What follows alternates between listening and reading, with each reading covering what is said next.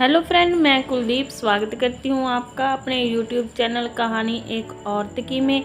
आज मैं आपके साथ एक सच्ची घटना यानी कि एक सच्ची कहानी शेयर करने जा रही हूँ। तो ज़्यादा टाइम वेस्ट ना करते हुए शुरू करते हैं आज की कहानी। नफरत करने वाली सास। आज मैं सुबह से ही ठीक नहीं थी।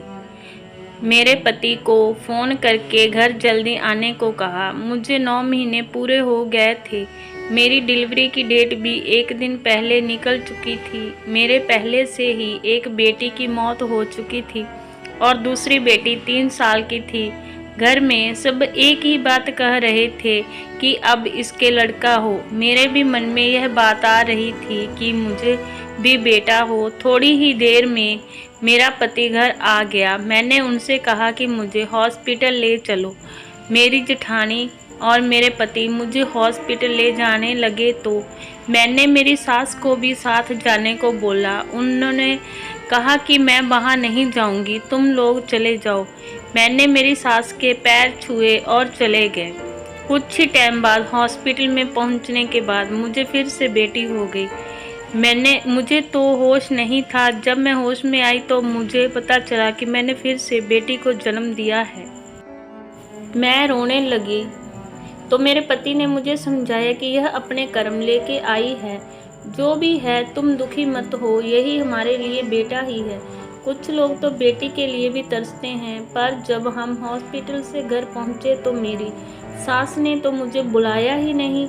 मुझे भी लगा कि उन्हें भी दुख है कि उनके बेटे के घर फिर से तीसरी बेटी ने जन्म ले लिया, पर उनको तो कुछ ज़्यादा ही दुख हो गया था। मेरी बेटी 15 दिन की हो गई। उन्होंने तो मेरी बेटी को देखा ही नहीं, ना ही उन्होंने मुझसे मेरा हाल पूछा। उन्हें तो मेरे से बात करनी ही बंद कर दी। इसे ही एक दिन मेरे पति ने मेरी सास से कहा कि माँ, तुम इनसे बोलती क्यों नहीं?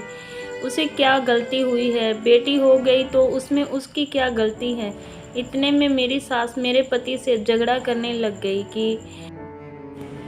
कि उसने तेरे कान भरे हैं। मैंने कहा कि मुझे भी दुख है, लेकिन क्या हम इसको फेंक दें? यह भी हमारी बेटी है। तो वह मुझे कहने लगी, तू तो है ही खाली, तुझे तो कभी बेटा होगा ही नहीं। तुम तो लड़की ही पैदा कर सकती हो। तुम्हारी नीयत जैसी थी वैसी ही तुमको मुराद मिल गई है। मैं बहुत रोई। फिर कुछ दिन बाद मेरी सास की तबीयत खराब हो गई। उसे हॉस्पिटल से जवाब मिल गया कि अब इनका कुछ नहीं हो सकता, घर ले जाकर इनकी सेवा करो। मैं ना चाहते हुए भी सास को देखने अपनी बेटी को लेकर गई, पर उन्होंने मौत के करीब होकर भी मेरी बेटी को नहीं देखा। मैंने उनसे कहा कि आपकी पोती आपके पास आई है, लेकिन उन्होंने मेरी बेटी का मुंह तक नहीं देखा। दूसरे दिन मेरी सास की मौत हो गई। मेरी बेटी 2 महीने की हो गई थी, लेकिन उन्होंने उसका मुंह तक नहीं देखा। आज मेरी बेटी 15 साल की हो गई है। वह बहुत ही सुंदर और पढ़ाई लिखाई में बहुत होशियार है। अब मेरे 2 बेटे भी हैं, पर आज भी उनकी बातें मैं नहीं भूलती। मेरी बेटी जो कि मेरे सिर पर पलना था, उसकी हर बात की मुझे फिक्र थी। शायद मेरी सास को मेरी बेटी से नफरत हो गई थी। मैं एक बात पूछना चाहती हूँ कि अगर मुझे बेटी हुई थी तो उसमें मेरी गलती थी या मेरी बेटी की? कभी भी ऐसी यादें ना बनाओ किसी के साथ कि आप मर भी जाओ, फिर भी आपको जब याद किया जाए तो नफ़रत के साथ ही याद किया जाए।